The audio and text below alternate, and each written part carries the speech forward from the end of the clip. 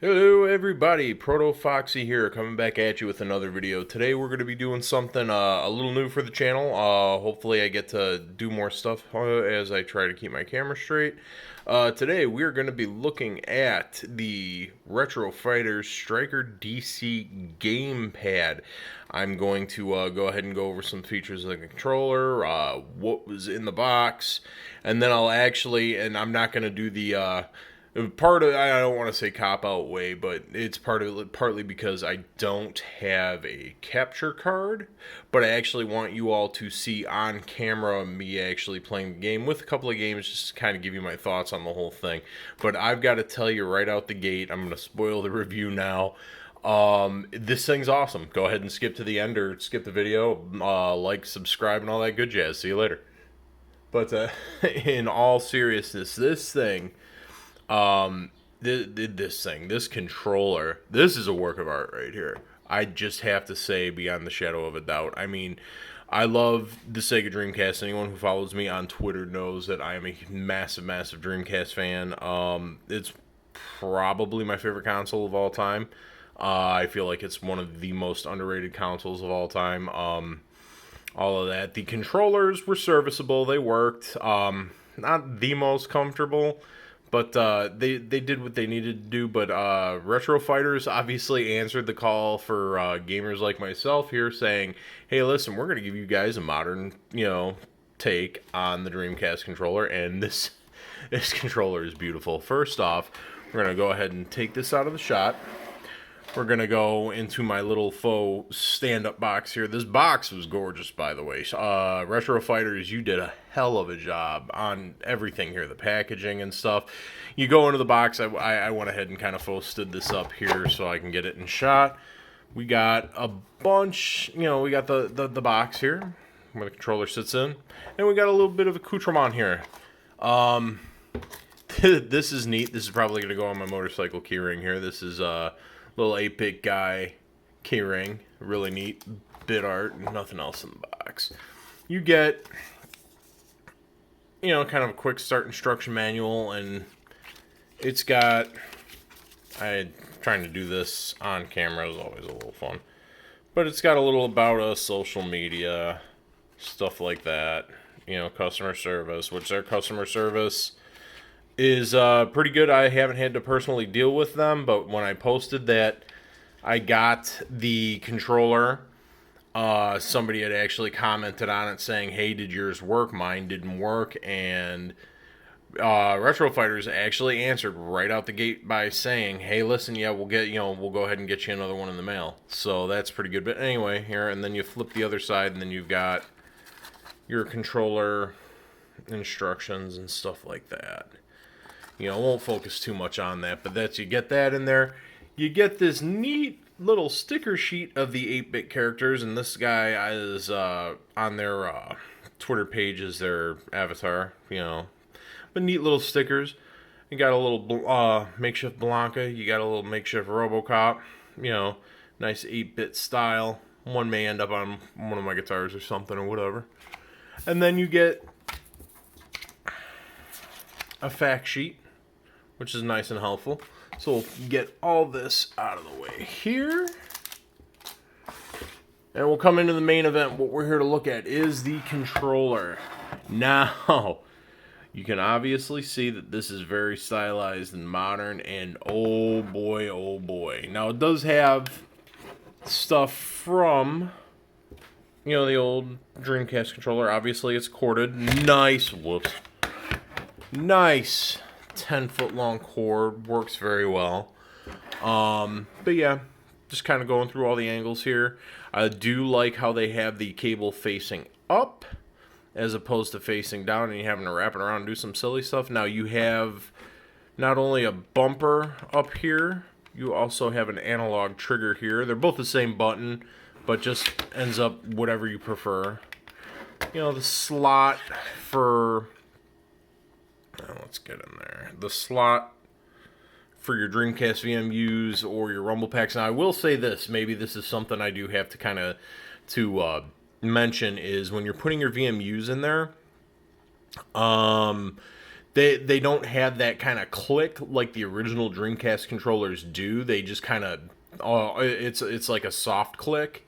So just be aware they're in there. They definitely are in there.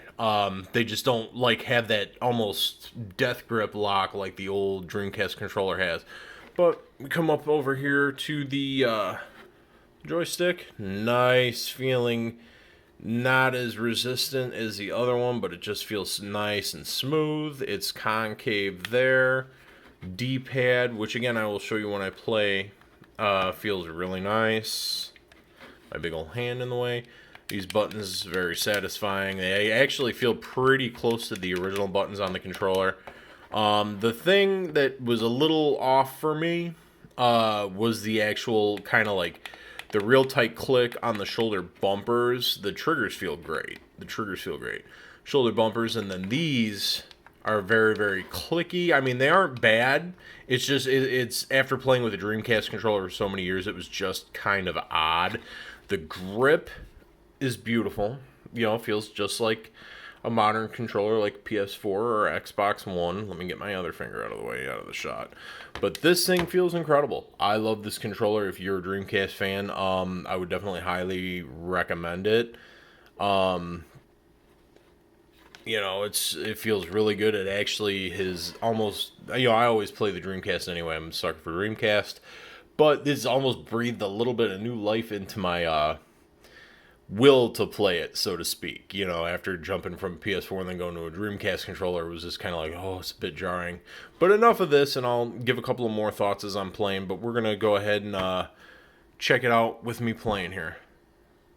Alright, so here we are. Going to play a little bit of Expendable. Obviously, again, I'm going to try to do my best to not have my hand in the way. Just kind of play the game a little bit and talk about it. I'm going to go ahead and get it started. Not going to hear a whole lot of volume here because obviously I don't want to get in trouble with any copyrights, but I'll just give you like a minute or two of some gameplay.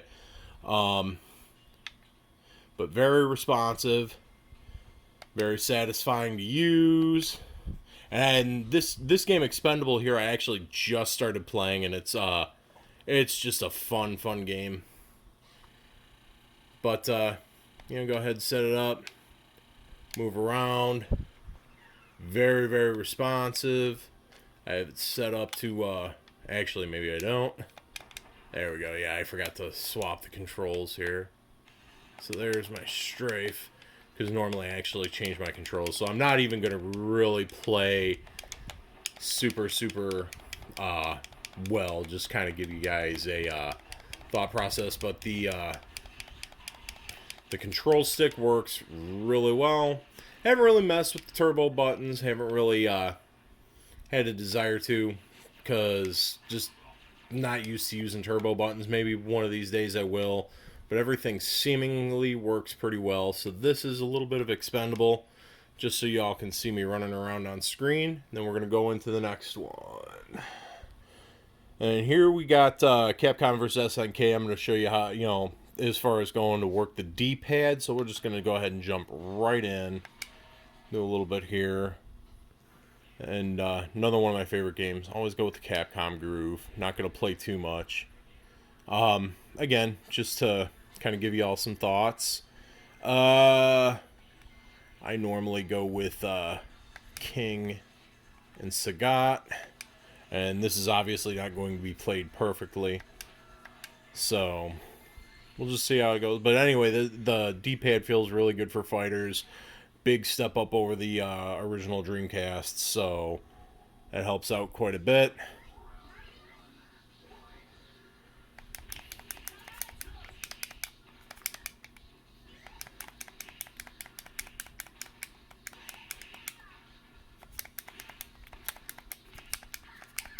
And of course, right now I'm not going to be able to pull off any moves.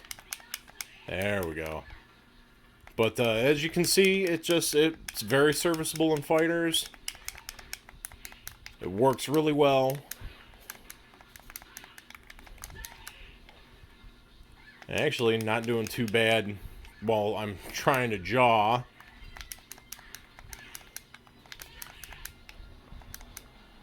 Against my... There we go.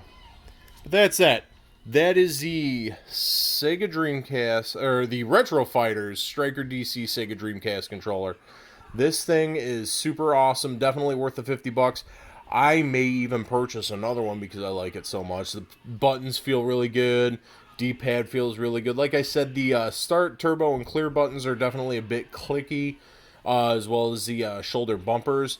But that's not that big a deal. Everything feels really nice. Definitely worth the 50 bucks. Retrofighters gets 2 thumbs up out of me for this Striker DC pad.